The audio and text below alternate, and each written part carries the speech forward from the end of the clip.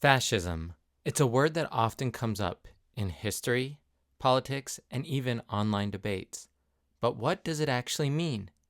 Hey, it's Dan Zimmerman and welcome back to Illustrate to Educate. In this video, we'll break down what fascism is, how it works, and what makes it distinct from other political systems, all in simple terms. At its core, fascism is a system where a single leader or ruling party holds total power. This leader often promises to solve national problems and restore pride and order, but demands complete loyalty in return. The leader's authority is rarely questioned. Courts, elections, and even free speech are limited because fascist systems typically see too much democracy as a source of weakness or division. A historical example is Benito Mussolini, who ruled Italy starting in 1922. He claimed that only a strong, united government could rebuild the nation and referred to himself as Il Duce, meaning the leader.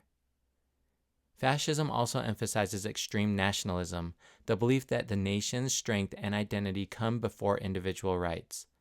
Citizens are expected to put the goals of the nation above their own personal interests. Symbols, uniforms, and mass rallies are often used to create a strong sense of unity and pride. For example, Mussolini drew inspiration from the power of ancient Rome, while in Nazi Germany, Adolf Hitler used propaganda and national symbols to unite people under a single identity.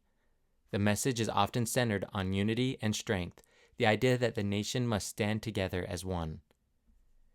Fascist governments also rely heavily on propaganda, carefully controlled information designed to influence public opinion and maintain loyalty. Media, art, education, and communication are often regulated to promote obedience and devotion to the state. In Nazi Germany, for example, Joseph Goebbels, the minister of propaganda, worked to build support for Hitler's rule while spreading hatred towards those considered enemies of the nation. Fascism also involves suppressing opposition. Criticism of the government is not tolerated, and rival political parties or independent organizations are often banned. Citizens who speak out can be silenced, imprisoned, or punished. Mussolini's black shirts and Hitler's brown shirts were paramilitary groups that intimidated or attacked opponents, using fear to keep society under control.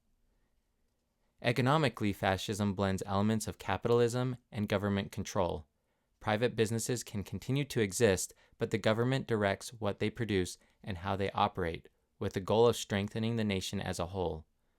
Mussolini called this approach corporatism, where industries and workers were organized into state-supervised groups to reduce conflict and coordinate economic goals. While not all fascist movements are based on race, some have included ideas of racial or ethnic superiority. In Nazi Germany, fascist control was combined with racist ideology that claimed certain groups were superior and others inferior. This led to widespread discrimination, persecution, and ultimately the Holocaust, one of history's most tragic examples of where fascist and racist ideas can lead. In summary, fascism is built on a few key principles: one leader, one party, one nation; no tolerance for opposition; control of media and messaging; extreme nationalism; a state-directed economy; and often the use of fear and violence to maintain control. Fascism often begins with promises to restore pride and order, but in practice it usually leads to the loss of freedom, censorship, and oppression of those who disagree. Did you find this video about fascism to be helpful? If so, don't forget to like, comment, and subscribe to Illustrate to Educate to support more illustrated explainers on history, politics, and much more.